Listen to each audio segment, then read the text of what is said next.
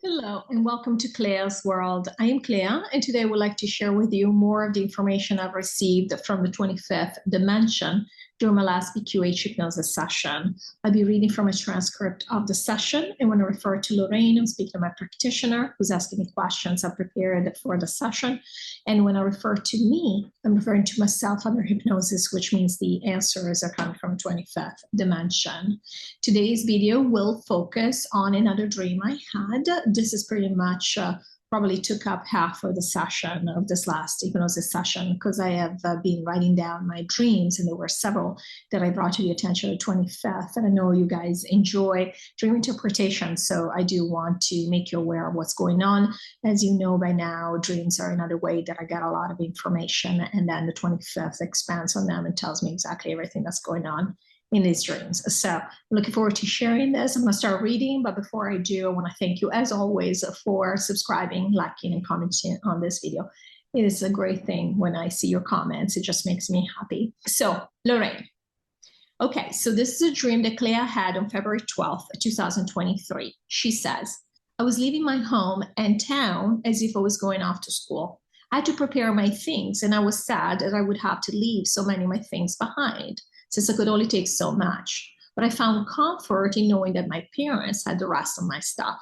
But then the entire town was told that everyone had to leave, never to come back. So my parents also had to pick a few things to take. And I realized that we had to leave pretty much everything behind, which felt okay, not too dramatic. We were told that we had 2 months to leave. I was trying to tell people about the deadline to prepare them, even when they believed in ascension and they might put up resistance. I was telling Dr. Weller and some others, but to be cordial, we kept wasting time. And I don't know if I told them. And then I woke up. After I went back to sleep, I had another part to this dream. I bought a house to rehab. Some people came over to watch the big game while I was still working on it, which I was happy about. And some wanted to help me. So someone started painting pictures on a wall. Then someone started going around the house. I thought I had bought a small house, like 2 or 3 bedrooms and a bathroom. But I was following this person, and the house kept on going like it was huge, and it was not in good shape. It was dark and old. So I was thinking that I was in over my head. I did not have enough money to rehab the whole thing since I had not planned for it. Had I known it was that big, I would have not bought it because it was way too big a project for me. Some people kept coming in, so there were more people than I wanted in there, almost like it wasn't even my house, as if it was a public place. This was not great, but there was nothing I could do. They said they were looking for so-and-so, and I told them that it was in the TV room. End of dream. Me. Yes, we'll start from the last part. Yeah, so the house basically represents this planet. Clea dealt with a small area in her life. This is what we all do. We focus, we create our reality. It's a small fraction of reality, really. We keep everything else out. You know very well we align what we want to see, what we want to create around us, and we have ignored everything else. Very obviously in the dream, Clea ignored the rest of the house, didn't even realize there was anything else. She thought she had bought a small place. She said, I can handle this. This is doable. It will be fine. It will get better. And meanwhile, she hadn't noticed that there was another expanse, huge expanse to the house that was in really bad shape, and she couldn't fix it. And that's exactly, you can probably put 2 and 2 together. That's exactly what we experienced here. We couldn't fix it. It was in much worse shape than what we thought. We, in our own individual lives, did what we could at 3D level. And we're not talking from a higher self, obviously. The higher self can do anything. There are no limitations to the higher self. But the way we wanted to live here so we could keep the shell in place, we basically managed just the reality around us. We said before, for example, people like Clea have not really had to deal with the dark. Yes, we are surrounded by the dark. Everything that we use is dark. And we live in houses that are dark, etc., etc. All systems have been created or infiltrated by the dark. So we live in a dark system. But truly, Clea has not had to deal with some of the darker things that have happened on this planet as some other people have. And so really in her little fraction, her little bubble of reality, it looked a certain way. It looked manageable. She was managing it. She was even going to improve it. This is what we've all done. But then people kept coming in, and then she realized, oh my God, there's so much more here. And I don't have the money. I don't have the ability to fix all of this. And this is exactly why we're moving on. Basically, this whole thing just needs to be taken down at this point. You can't fix it. Clea could not fix it. And by Clea, we mean we feel, all of us, obviously. This is not just Clea. We've all said, This is just a representation of what we all acknowledge for ourselves, which is, I can't fix it. We can't fix this. And that's obviously why we're taking this down. And so even the image of all these people coming in, now it's like a public place. That's what's happened. SSS kept coming in and they weren't helping. There was only one guy in the dream who was like, oh, okay, let me see. I'm going to start painting this. And he wasn't even painting like it was going to be a nice wall, a nice painted wall that you could think of as being freshly painted. He was making pictures on the wall. I mean, that's not necessarily how you want something painted. So again, he's got his own idea of how this is going to go, which is not necessarily the idea that Clea had for how to fix it. But at least he's doing something, right? As opposed to everybody else who's watching the game, who's in the TV room, couldn't care less. The whole house is a disaster, but they don't care.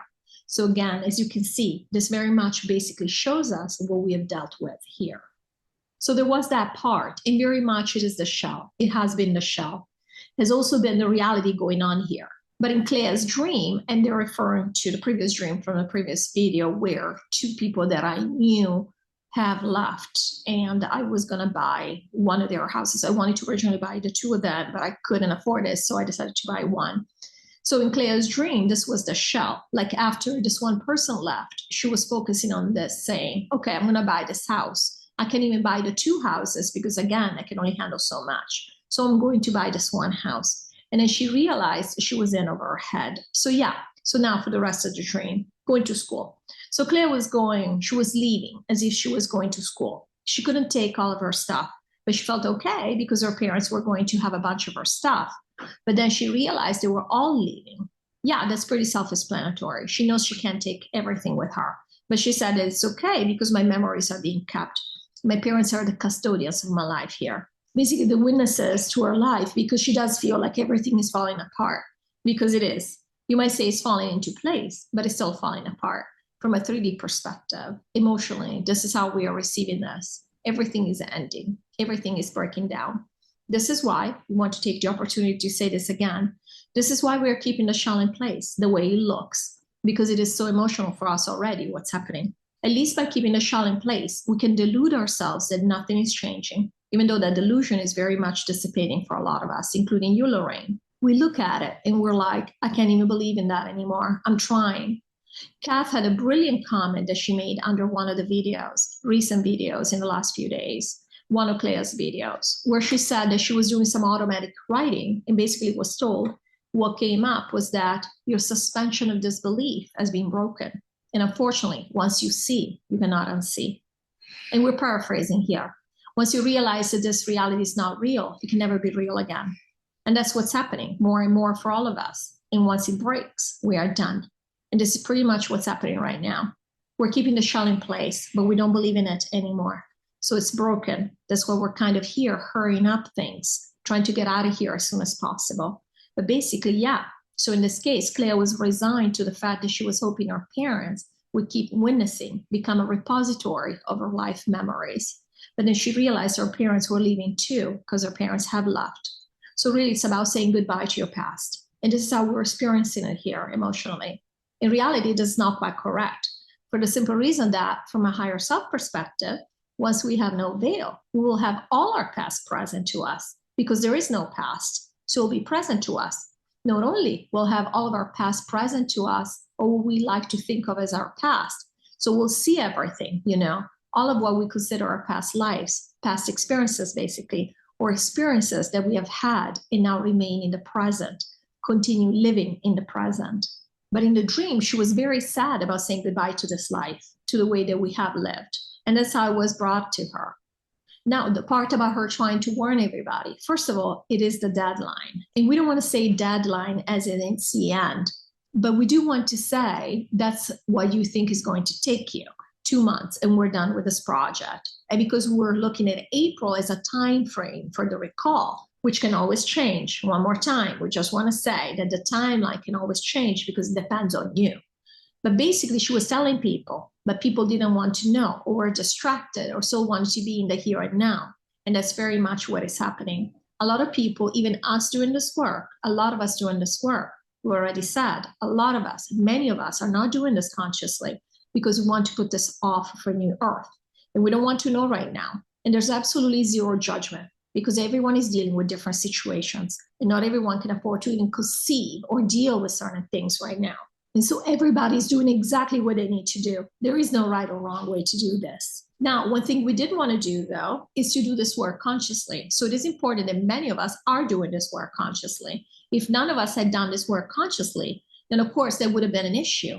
But that's why we are so excited with our progress, because many of us do realize what's happening, even though we might still go to outside sources and pretend that these things are real. And it's not us making them happen, like, earthquakes and spy balloons, and they were laughing, and whatever other entertaining things we're coming up with. So yeah, that's what the dream is about. People will not necessarily listen. Everybody knows what's going on. A lot of people are gone, so there's nothing there to say. So people like in our dream, she going to people like Dr. Weller, who's our chiropractor and so on. These people are gone, so it doesn't really matter. They don't need to know. They basically are the shell. They're keeping the shell in place. Well, Claire, and we don't mean just Claire. Claire represents everybody who's still here. We are keeping the shell in place. So we're keeping the semblance of these people still being here. We're even talking with them or whatnot. But obviously, all of that is make-believe. Well, everything here has always been make-believe. Obviously, nothing is real. So we're just continuing the same game. We're not doing anything differently from what we've done before right now. Lorrayne, thank you. Okay, next dream from February 14th, 2023. There were 3 people who looked like hyper-realistic cartoon characters. I was aware that there were 3 such groups of 3 people in 3 different locations, but I could only see one group. We were in a lawyer's office. We had gotten in without permission and we were making a mess. I thought that when the lawyer got there, he had the right to call the police to have us removed, especially since we were causing some damage. Then I saw my brother, who was in a different location. He was younger, about 10 years old, and he was DJing in front of a huge group of people. He was very good and people loved him. I was so proud of him. Then I switched my attention back to the scene at the lawyer's office, and finally we left. I didn't like that we made a mess there. We went somewhere else. I think we were going to a pool. I wanted to be a full member of this group and show them that I could do whatever they were doing. I really thought I could. It's as if I had magic powers. I could do anything. However, they knew how to do cartwheels and other gymnastics type stuff. I was thinking of attempting these moves, but I realized that not only I didn't know how, but I was also afraid to try because I could get hurt. End of dream. Me. Yes. So just like in the previous dreams, this dream brings out different themes that are kind of floating together, happening at the same time. So the first part is about the 3s, 3, 3, 3. We already said Claire's had several dreams where 3s were highlighted, and that's because we already explained. We explained this in the last session. 3s deal with the phases we are going through that we've had here. We already said there was a first phase. Phase 1 was the takedown. Basically everything that happened up to the takedown. We did not have the physical takedown of the planet, but everything else has taken place. Everybody's gone. People have been picked up by the aliens. Other people have left. They continue leaving. So that was phase 1. Phase 2 is this overtime that we are going through up to the recall. And phase 3 is when we exit, when we complete the takedown. We leave and turn the lights off, basically, and the planet no longer exists. So this is why we keep bringing up these 3s, this number 3. Because again, based on what we know right now, this is exactly what's going to happen. There's only going to be 3 phases to this. We brought up this number in many, many guises. There will be more dreams that come up that have the 3 in them as a reminder, because we're letting Clea know what is happening. She often goes to bed asking, okay, tell me what's happening behind the scenes. And so we're showing her what we're working on. Right now, we're working on phase 2, but once we get to phase 3, we are done. So that's all. That's why she was aware of there being 3 groups, even though she didn't see the other 2. 3 groups. And again, there were 3 people in the group. The other part of this, the other theme that's coming up is that they were in this place, in this attorney's office, and they were messing everything up. Again, what have we done here? As far as Claire's concerned, we messed everything up. People have been having fun. These other people in the group, these 3 girls in the group, they were having fun. They were doing all these things. Claire didn't like it. Didn't like what they were doing. She was thinking, why do we have to do this? Why do we have to break that? This is not good. And this guy has every right to be upset at us. And even call the police on us when he finds out, because we shouldn't be doing this. This is wrong. Because of course, this is our judgment as a light worker. We have messed up this place. We screwed up this place. We've broken this place. So there was a representation of what life on this planet has been. And now Claire is a light worker, so not just Claire, how we feel about these things. She's integrating this piece. And then they moved on to the pool area or wherever they were, and what did that scene represent? The fact that, once again, she wants to feel like she's one of the many, as in just like everybody else. Now, there is nobody who's just like everybody else, okay? We are talking in terms of this dream. We are all essences. We are all the same. Of course, we are all one. We're even more than all the same. But from an individual perspective, everybody has made different choices, has different experiences, because they've aligned with different things and has different experiences. The higher self is free to do whatever it wants. So in that sense, there's really no us or just me being different from everybody else. It doesn't work that way in reality. But at 3D level, this is how we feel. We often feel like, there is this group and they're all very similar, or they all believe in the same things, or at least on the surface, they're doing the same thing. So they seem to believe in the same things. And I want to be part of this group, but I'm different. And in this sense, Clea being one of the 12,000, she's different, but really everybody on the team of the light has been different. And again, quote unquote, different. We're using these words to explain the stream. But depending on, we said this many times, depending on the perspective you use, you can see this in different ways. But at the level of how the dream, the emotions, or what the dream wanted to show, what the higher self wanted Clea to realize was that, once again, she's felt like an outsider, because she has felt like an outsider her entire life. And we know you can relate. Many people can relate to this, especially those of us that have aligned with New Earth. We are outsiders. We are a handful. Out of 2 billion bodies here, really 1.7 billion essences, only 3.5 million of us are going to New Earth. That is a tiny, minuscule fraction. We are outsiders if you think of it in 3D terms. Of course, we aren't at the higher self. We just made a different choice. It's all the same. Even if you had gone to a 3D chamber, it would have been the same. You would have been the same person making a different choice. But at 3D level, we have felt very much this difference where we don't quite feel like other people or how other people look like they feel to us. Because of course, at 3D level, we're always judging everybody from the outside, right? And we don't know how other people feel. But we think we know. We're like, oh, look, they're all functioning properly. What's wrong with me? Why am I making these unusual choices? And they were laughing. Clea very much has felt like this, especially since she has had to abandon her atheist convictions and had to open up. Chose to. She didn't have to, obviously. Chose to open up to all of this that has brought us now to talk with the 25th. So she's felt very different, even physically in her choices of what she has done. She's had, even while she was an atheist, an extremely unusual life, traveling all the time. Really a choice that is unusual even from an average perspective of what most people choose to do. And that's perfectly fine. This is coming up in a dream where she's saying, I really do wish, which is similar to the same emotion that went on in the previous dream we just discussed. I do wish I had done things differently. I do wish, I regret that I couldn't just be part of the whole, and just enjoy like they did. Maybe go to a 3D chamber. And she says, I can do all the things you can do. And yes, she can, of course. But then in the dream, she's saying, well, I would have to do gymnastics and I don't want to do it. Not only, I'm afraid of doing it because I'm afraid I'm going to get hurt. And of course, in the dream, that's how it was shown. In reality, what it means is that, yeah, you don't want to. I mean, you can do these things, but you don't want to. That's not part of your alignment. That's not what we chose to do. So the last piece was her brother being a DJ.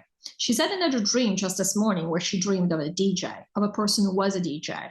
And we basically told her that a DJ represents a manager, as in not a manager the way we think of it here in 3D, a manager in the sense of you control your reality, you manipulate your reality. Basically, you create your reality. And so we're showing her her brother. And it wasn't specifically her brother. We always say we use people in these dreams that relate to our lives, so we know how we feel about these things.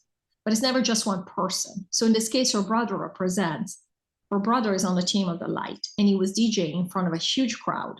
And what that represents is the fact that we do create our reality. Her brother created his reality. All of us create our reality. So that's what he was doing. He was managing his reality. We wanted to bring this home, and she was proud of him because this is who we are. We create our reality. We're always in charge. And so in the dream, the way this was transferred, the way this was described to her so it would relate, is that she thinks of her brother as not being in charge, being very much a victim of the system. Not because she's had a bad life or anything, she's had a good life as well. But the way that we look at ourselves, that we very much just find a niche for ourselves in this huge crushing system. Whereas now she's seen her brother even younger. So as a child, you wouldn't think of a child, a 9-year-old, a 10-year-old being in charge of anything.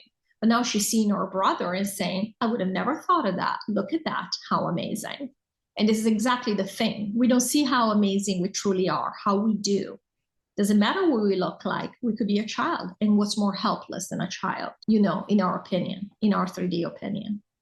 And yet you could be a child and you're still in charge of, like in this case, thousands and thousands of people. You're managing reality. You're basically inputting, seeing what you want to see. Your reality is malleable. You're making what you want of it. This is what the dream was representing, what we wanted to communicate to Claire through this particular scene. I hope you enjoyed this. Thank you, as always, for watching, and I'll see you in the next video. Take care.